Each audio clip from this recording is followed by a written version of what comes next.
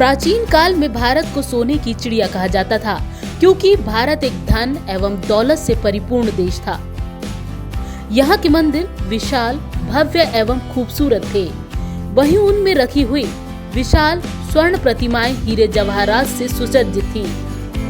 और जब इनकी ख्याति विश्व में फैली तो अरब और मुगल लुटेरों ने इनको लूटने के लिए बार बार भारत पर आक्रमण करना शुरू कर दिया। उन्होंने न सिर्फ मंदिरों को लूटा बल्कि उनको तहस नहस भी कर दिया। आज हम आपको ऐसे मंदिर के दर्शन कराएंगे जिसने 16वीं सदी में हुए मुगलों के आक्रमण से न केवल अपनी और अपने खजाने की रक्षा की, बल्कि मुगल सैनिक भी मंदिर परिसर में रहस्यमय तरीके से मारे गए। ये मंदिर हिमाचल के कांगड़ा जिले की तहसील जयसिंहपुर के एक गांव बीजापुर में स्थित है। आइए मंदिर के पुजारी से ही जानते हैं मंदिर का इतिहास। ये मंदिर जो है राजा विजय चंद्र जी द्वारा 1690 ईस्वी में बनाया गया था। और जो मूर्तियाँ आप देख रहे हैं श्री सीता, राम जी की, लक्ष्मण जी की, ये मूर्तियाँ जो हैं वो राजा को सौंपन हुआ था। और काथला में जो यहाँ से 6-7 किलोमीटर दूर है, वहाँ ब्यास नदी के तलहटी में से उनको प्राप्त हुई थी।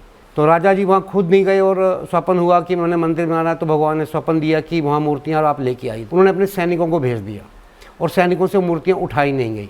अगले दिन फिर राजा को स्वप्न हुआ रातों कि राजा आप स्वयं जाएँ, वहाँ पर पूजा करें, तभी मूर्तियाँ उठाई जाएंगी। तब राजा जी स्वयं गए, वहाँ पर पंडितों द्वारा, पुरोहितों द्वारा पूजा पाठ किया गया, तब ये मूर्तियाँ यहाँ लाकर स्थापित की गई। और यहाँ पे मान्यता है कि एक बार क्या हुआ कि पुजारियों को स्वप्न हुआ कि उन्होंने, हनुमान जी ने आदेश दिया कि सुबह जो है यहाँ पर मुगलों का आक्रमण होने वाला है। तो आप जितना भी सोना चांदी मंदिर में था, उस वक्त हमारे हिंदुस्तान के मंदिर बहुत अमीर थे, तो पुजारियों ने रातों रात मंदिर के पीछे एक गड्ढा किया, उस गड्ढे में सारा सोना चांदी जो है उसमें छिपा दिया।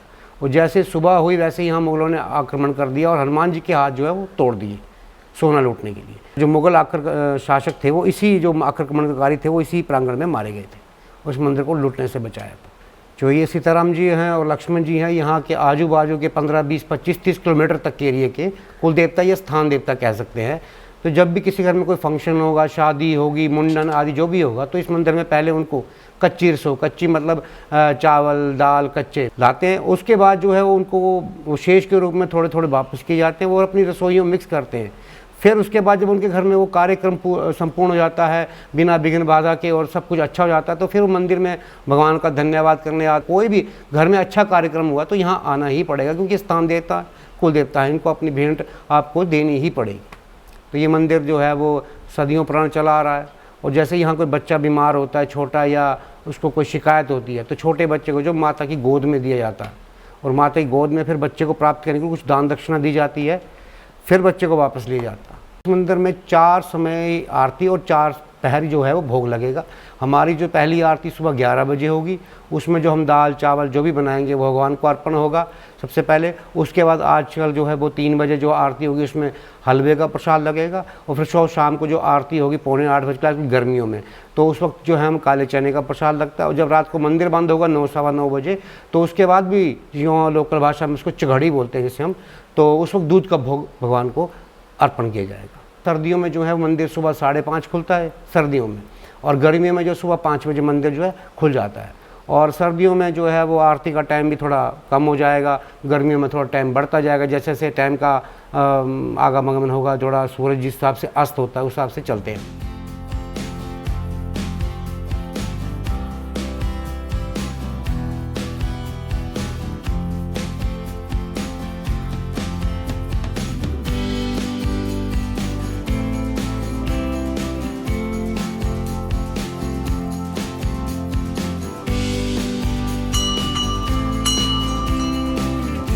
ये वो हनुमान जी की मूर्ति है।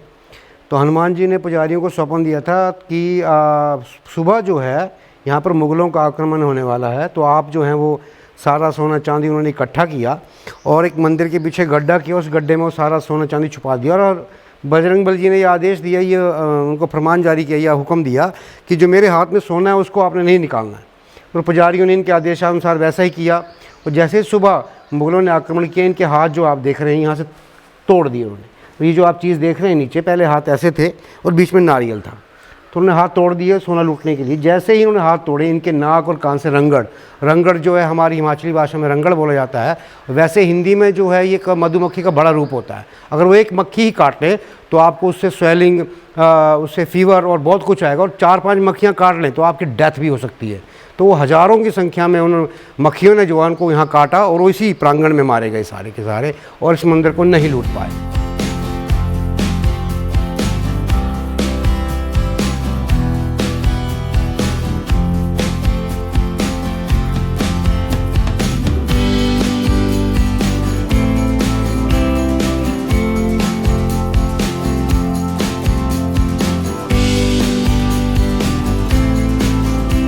आपको ये हमारी वीडियो कैसी लगी कमेंट बॉक्स में लिखकर जरूर बताएं।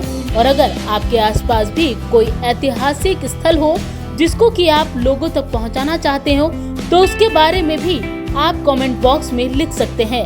हमारी कोशिश रहेगी कि हम उन्हें भी इस कड़ी में जरूर शामिल करें। अगर आपको ये वीडियो अच्छी लगी हो तो लाइक, शेयर और सब्सक्राइब जरूर करें।